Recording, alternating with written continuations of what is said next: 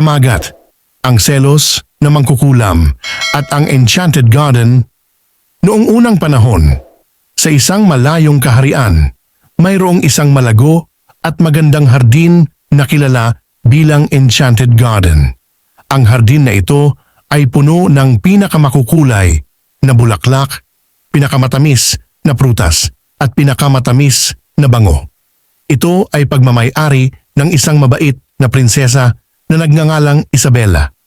Araw-araw, inaalagaan ni Isabela ang kanyang hardin ng may pagmamahal at pangangalaga, at bilang kapalit, ang hardin ay namumulaklak na walang ibang lugar sa mundo. Gayunpaman, hindi kalayuan sa kaharian, sa isang madilim at makulimlim na kagubatan, nakatira ang isang mangkukulam na nagngangalang Zelara. Dati nang naging maganda at makapangyarihang mangkukulam si Zelara, ngunit sa paglipas ng mga taon, naging malamig at mapait ang kanyang puso.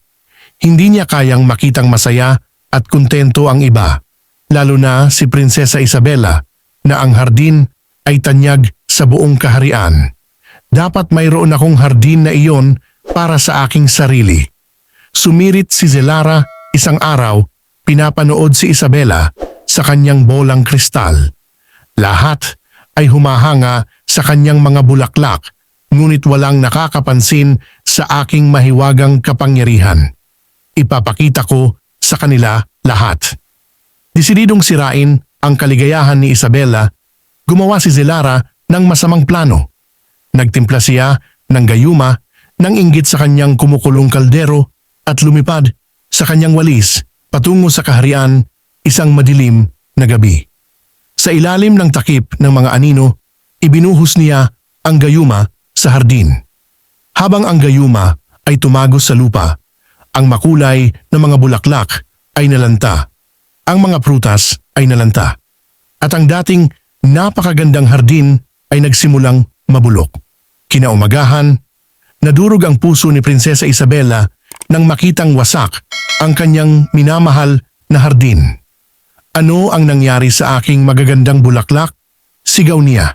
Sa kabila ng kanyang kalungkutan, tumanggi siyang sumuko.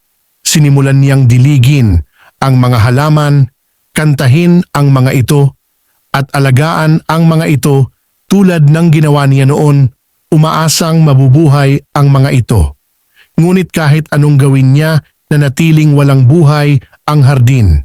Isang gabi, habang inaalagaan ni Isabela ang mga lantang bulaklak, nakarinig siya ng mahinang sigaw. Kasunod ng tunog, natuklasan niya ang isang maliit na diwata na nakulong sa ilalim ng nahulog na dahon. Dahan-dahang pinalaya ni Isabela ang diwata na mahina ngunit nagpapasalamat. "Salamat sa pagligtas sa akin," sabi ng diwata sa maliit na boses. "Ako si Flora, ang tagapag-alaga ng hardin na ito. Isinumpa ito ng isang selos na mangkukulam dahil hindi niya kinaya ang kaligayahan mo. Ngunit dahil sa iyong kabaitan at pangangalaga, ang sumpa ay maaaring masira." Desidido si Isabela na iligtas ang kanyang hardin. "Please Flora, sabihin mo sa akin kung ano ang dapat kong gawin," pakiusap niya. Ipinaliwanag ni Flora, ang sumpa ng mangkukulam ay mababawi lamang ng isang bagay na hindi pa naramdaman ng mangkukulam, ang tunay na kabaitan. Kailangan mong mag-alok sa mangkukulam ng isang bagay na kulang sa kanya para masira ang spell.